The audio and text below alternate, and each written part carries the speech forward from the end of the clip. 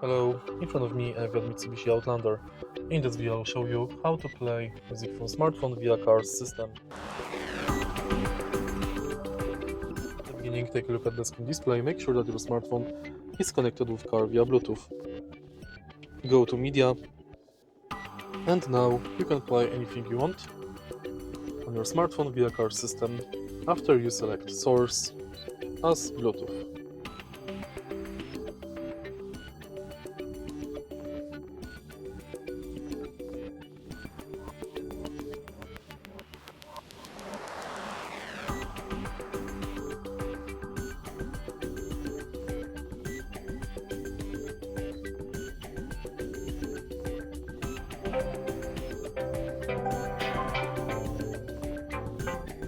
If you find this video helpful, please leave like, comment and subscribe.